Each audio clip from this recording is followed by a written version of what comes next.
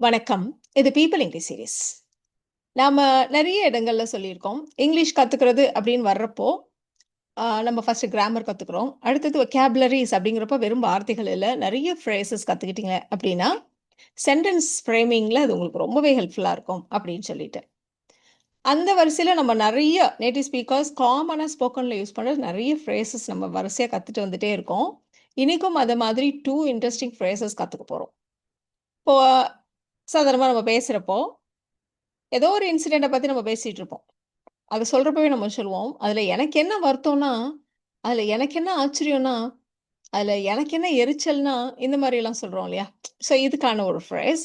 அதே மாதிரி இப்படி கூட நம்ம சொல்லுவோம்.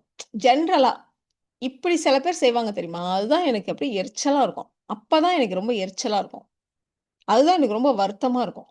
அப்பதான் எனக்கு ரொம்ப வருத்தமா இருக்கும். இந்த மாரிலாம் நம்ம சொல்லுவோம். இல்ல நம்ம பாஸ்ட்ல நடந்த ஒரு விஷயத்த சொல்லி இந்த மாரி நடந்துச்சு. அதுதான் எனக்கு ரொம்ப வருத்தமா இருந்துச்சு. ஸோ இந்த மாதிரி நம்ம சொல்லுவோம். இந்த மாதிரி சொல்றதுக்கும் ஒரு ஃப்ரேஸ். இது 2 தான் நம்ம கத்துக்க போறோம். நம்ம அதே மாதிரி இன்னொரு விஷயமும் நம்ம சொல்லியிருக்கோம். கெட் அப்படின்ற வார்த்தைய பத்தி.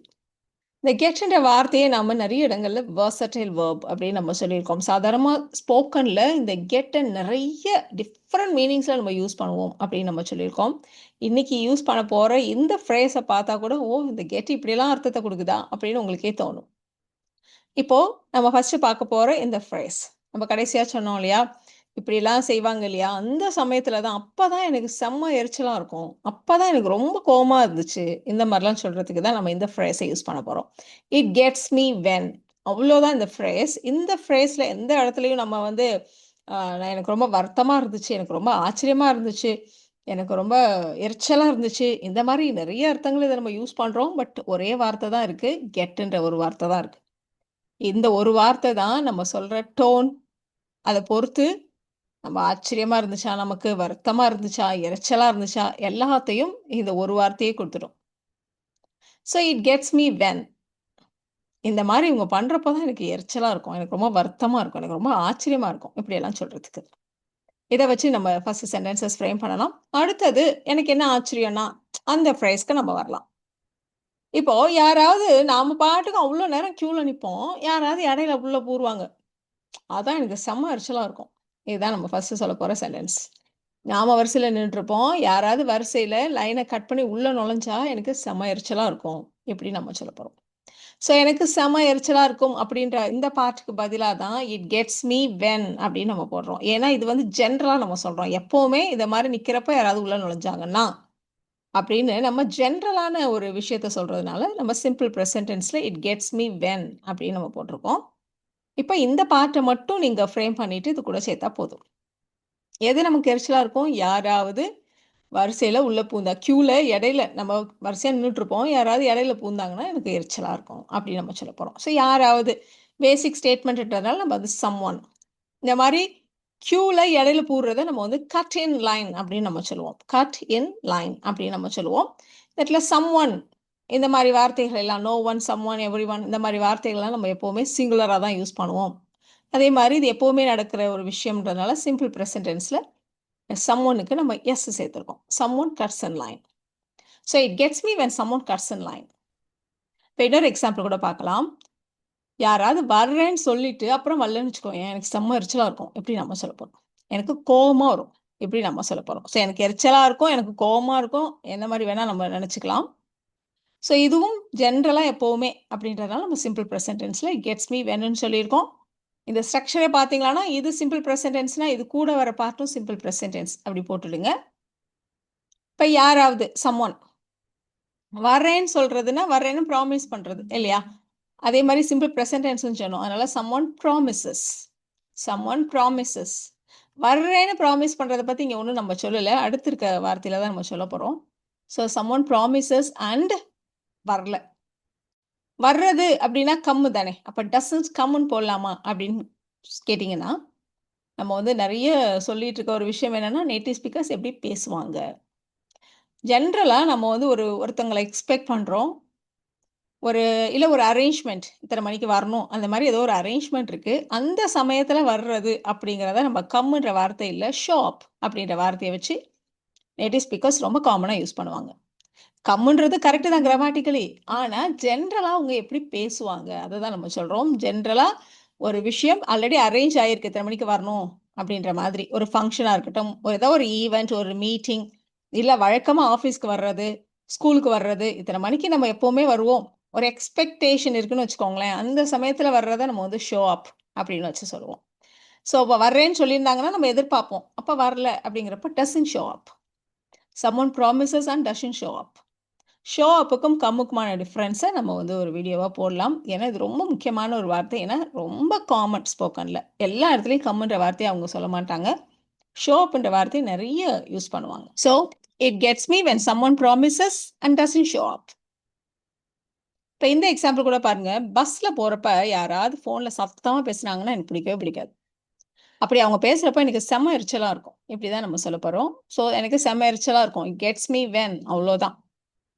இப்போ எப்போ எரிச்சலா இருக்கும் அப்படின்ற பாட்டை மட்டும் நம்ம ஃப்ரேம் பண்ணலாம். மக்கள், பீப்புள் பேசுறது, டாக். ஜென்ரலான விஷயம்ன்றனால சிம்பிள் ப்ரெசன்ட் டென்ஸ்ல சொல்லிட்டு இருக்கோம். People talk loudly. எதுல பேசுறாங்க? ஃபோன்ல. On their phones. People talk loudly on their phones. எங்க? பஸ்ல. On the bus. இதுக்கு ஒரு ஷார்ட்ஸ் கூட நம்ம போட்டிருக்கோம். பஸ், ட்ரெயின், இந்த மாதிரி ஏரோப்ளேன், இந்த மாதிரி பெரிய டிரான்ஸ்போர்ட். நம்ம வந்து உள்ளர நிக்கலாம். அந்த மாதிரி வெஹிக்கிள்ல நம்ம உள்ளர இருக்கோம் அப்படின்னா ஆன் த பஸ்ன்னு சொல்லுவோம். கார், ஆட்டோ மாதிரி ஸ்மால் வெஹிக்கிள்ஸ் அப்படின்னா நம்ம வந்து இன் சொல்லுவோம். ஸோ அதனால தான் அந்த இடத்துல ஆன் த பஸ்ன்னு சொல்லியிருக்கோம். அப்போ பஸ் மேலுன்னு அர்த்தம் இல்லை. இந்த மாதிரி பெரிய டிரான்ஸ்போர்ட்டை பற்றி பேசுகிறப்போ நம்ம உள்ளர இருந்தாலும் நம்ம அதை வந்து ஆன் அப்படின்னு வச்சு சொல்லுவோம். People talk loudly on their phones on the bus. It gets me when people talk loudly on their phones on the bus. இப்போ ஒரு பாஸ்ட் வச்சு சொல்லுவோம். பாஸ்ட் டென்ஸ்ல ஒன்று சொல்லுவோம். ஜென்ரலா எனக்கு எப்பலாம் எரிச்சலா இருக்கும்னு நம்ம சொன்னோம். இப்போ அப்படி பண்ணினப்போ எனக்கு ரொம்ப எரிச்சலா இருந்துச்சு. எனக்கு ரொம்ப வருத்தமா இருந்துச்சு. இந்த மாதிரி நம்ம ஒன்று சொல்லலாம். ஸோ அவ குழந்தைய பார்த்து கத்துனப்போ எனக்கு ரொம்ப ஒரு மாதிரி இருந்துச்சு. எனக்கு ரொம்ப வருத்தமா இருந்துச்சு. நம்ம சொல்ற டோன்லயே பாருங்க, நம்ம வந்து வருத்தமா இருந்துச்சுங்கிறப்ப நம்ம டோனே மாறிடும். எரிச்சலா இருந்துச்சுங்கிறப்ப நம்ம ஒரு மாரி சொல்லுவோம். இல்லையா? ஸோ எனக்கு ஒரு மாரி இருந்துச்சு, வருத்தமா இருந்தது. It got me when. கெட்டுக்கு பாஸ்ட் டென்ஸ் நம்ம வந்து got. It got me when. அவ குழந்தைய பார்த்து கத்துனது. She shouted at the child. குழந்தைய பார்த்து கத்துறது. Shouted at the child. It got me when she shouted at the child. It got me when she shouted at the child. இதுல எப்பவுமே நம்ம இட் கெட்ஸ் மீ வென்னு தான் வச்சு சொல்லணுமா அப்படின்னா அப்படியே இல்லை. நம்ம வந்து சேஞ்சஸும் பண்ணலாம். இப்போ அதுக்கு தான் ஒரு எக்ஸாம்பிள் எடுத்துக்க போறோம். குழந்தைங்க எவ்வளோ ஃபாஸ்ட்டாக புது விஷயங்களை கத்துக்கிறாங்க அப்படிங்கிறது எனக்கு ரொம்ப ஆச்சரியமா இருக்கு அப்படின்னு நம்ம சொல்ல போறோம். ஸோ எவ்வளோ ஃபாஸ்டா, how fast. It gets me how fast. குழந்தைங்க புது விஷயங்களை கத்துக்கிறாங்க. Kids learn new things. Kids learn new things. It gets me how fast kids learn new things. இப்படி கூட நம்ம சொல்லலாம்.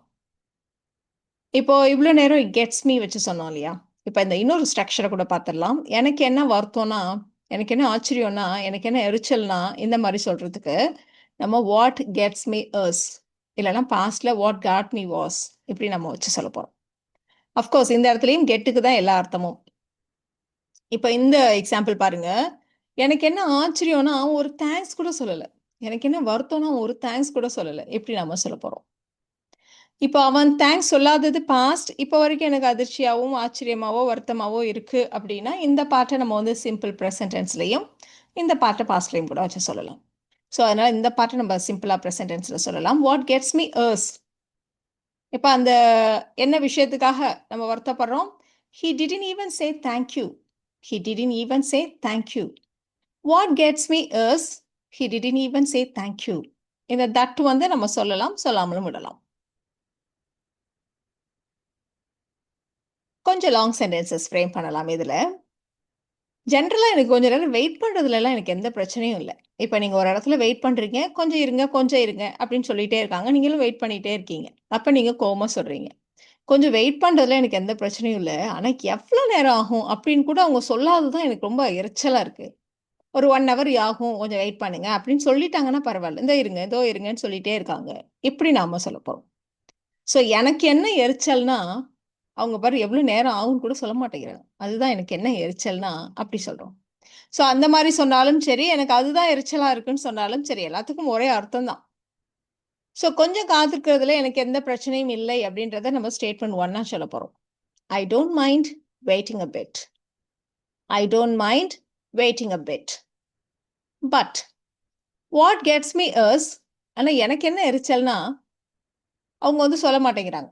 They don't even say how long it will take. எவ்வளோ நேரம் ஆகும்னு சொல்ல மாட்டேங்கிறாங்க. They don't even say how long it will take. I don't mind waiting a bit. But what gets me is they don't even tell us how long it will take. இப்போ இன்னொரு example கூட பார்க்கலாமா? நீங்கள் ஒரு ஹோட்டலில் போய் சாப்பிட்றீங்க. ரொம்ப கொஞ்சமாக குவான்டிட்டி இருக்குது, ஆனால் ப்ரைஸ் மட்டும் ரொம்ப ஜாஸ்தியாக இருக்குது. அப்போ நம்ம எப்படி சொல்லுவோம்? ஃபுட்டே இன்னும் நல்லா தான் இருந்துச்சு, ஆனால் எனக்கு என்ன எரிச்சலும் அது இவ்வளோண்டு கொடுத்துட்டு அதுக்கு இவ்வளோ ப்ரைஸா, இப்படி நம்ம சொல்லுவோம் இல்லையா? ஸோ அதை தான் நம்ம இப்போ சொல்ல போகிறோம். ஸோ இந்த ஃபுட் வாஸ் குட்ன்னு சொன்னாலும் சரி, டீசென்ட்னு சொன்னாலும் சரி, இந்த food was decent. Dot me was எது நம்மளை எரிச்சலை வச்சுச்சு, எவ்வளோ விலை, ஹவு எக்ஸ்பென்சிவ் இட் வாஸ். அதுவும் எதுக்கு? கொஞ்சம் அளவு உணவுக்கு.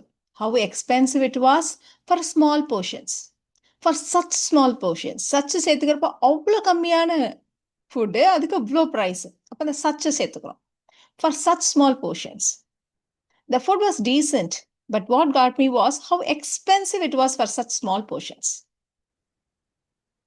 இப்போ இன்னொரு எக்ஸாம்பிள் கூட பார்த்துடலாம். இப்போ நீங்கள் உங்கள் ஆஃபீஸை பற்றி உங்கள் ஃப்ரெண்டுக்கிட்ட புலம்புறீங்க. உங்கள் ஃப்ரெண்டு கேட்குறாங்க, வேலை அவ்வளோ கஷ்டமா அப்படின்ட்டு.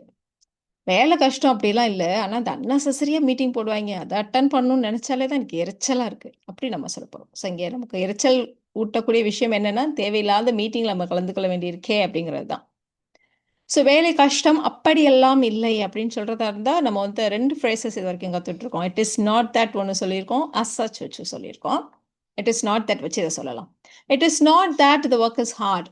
வேலை கஷ்டம் அப்படிலாம் இல்லை. It is not that the work is hard. What gets me is, எனக்கு என்ன எரிச்சல்னா, what gets me is all the unnecessary meetings. எல்லா தேவையில்லாத மீட்டிங் தான் எனக்கு எரிச்சலாக இருக்குது. What gets me is all the unnecessary meetings we have to attend. நம்ம கலந்து கொள்ள வேண்டிய இந்த தேவையில்லாத மீட்டிங்ஸ் தான் எனக்கு எரிச்சலாக இருக்குது. It is not that the work is hard. What gets me is all the unnecessary meetings we have to attend. கடைசி ஒரு எக்ஸாம்பிள் பார்க்கலாம். இந்த 2 ஸ்ட்ரக்சரையுமே நீங்கள் இன்டர்சேஞ்சபிளி யூஸ் பண்ணலாம். 2க்கும் ஒரே அர்த்தம் தான். இப்போ அவன் மரியாதை இல்லாமல் பேசினப்போ எனக்கு செம்ம எரிச்சலாக இருந்துச்சு அப்படி சொல்லலாம். எனக்கு என்ன எரிச்சலாம், அவன் மரியாதை இல்லாமல் பேசின பற்றியா அதுதான் அப்படி சொல்கிறதா இருக்கலாம். ஸோ 2 விதமாகவும் நம்ம ஒரே விஷயத்த நம்ம சொல்லலாம். இப்போ இந்த இடத்துல நம்ம வந்து இட் கெட்ஸ் மீ வச்சு சொல்லுவோம். இப்போ இந்த இடத்துல வந்து இருந்ததுன்னு இருக்குது, அதனால it got me. It got me when அவன் மரியாதை இல்லாமல் பேசினது. She spoke disrespectfully. It got me when she spoke disrespectfully. இப்போ இந்த 2 ஸ்ட்ரக்சர்ஸ் பார்த்தோம் இல்லையா? It gets me when, what gets me is. Of course எல்லா இடத்துலையுமே நம்ம மீன் தான் வச்சு சொல்லியிருக்கோம். அப்போ இது ஃபிக்ஸட் ஃப்ரேஸா, மீக்கு மட்டும் தான் நம்ம யூஸ் பண்ணணுமா அப்படியெல்லாம் இல்லை. அவளுக்கு அப்போ எரிச்சலாக இருந்துச்சு அப்படின்னு நீங்கள் ஹர், ஹிம், தெம் எப்படி வேணால் வச்சு சொல்லலாம். பட் நம்ம பேசுகிறப்போ அப்படிங்கிறதுக்காக நான் நிறைய மீ வச்சு சொன்னேன். பட் நீங்கள் எந்த சப்ஜெக்டை வச்சும் நீங்கள் சொல்லலாம். சப்ஜெக்ட்டுக்கு ஏற்ற மாதிரி நீங்கள் இதை ஹர், ஹிம், தெம் அப்படி மாற்றிக்கோங்க, அவ்வளோதான். இப்போ நீங்கள் ப்ராக்டிஸ் பண்ணுறதுக்கான சில சென்டென்சஸ். எனக்கு என்ன எரிச்சல்னா, அவன் என் முகத்துக்கு நேரம் போய் சொன்னது தான் எப்படி நம்ம சொல்லணும். அப்புறம் இந்த வீக்கெண்ட்ஸ் மட்டும் எப்படி இவ்வளோ ஃபாஸ்ட்டாக போகுது அப்படிங்கிறது தான் எனக்கு ரொம்ப ஆச்சரியமாக இருக்குது. அவன் பண்ண தப்புக்கு என்ன குறை சொன்னப்போ தான் எனக்கு ரொம்ப எரிச்சலாக இருந்துச்சு. இந்த 3 சென்டென்சஸை நீங்கள் ட்ரை பண்ணுங்கள். அஃப்கோர்ஸ் நீங்கள் வீடியோவை பாஸ் பண்ணிவிட்டு சொல்லுங்கள். அடுத்த ஸ்லைட்லேயே உங்களுக்கான ஆன்சர்ஸை செக் பண்ணிக்கலாம்.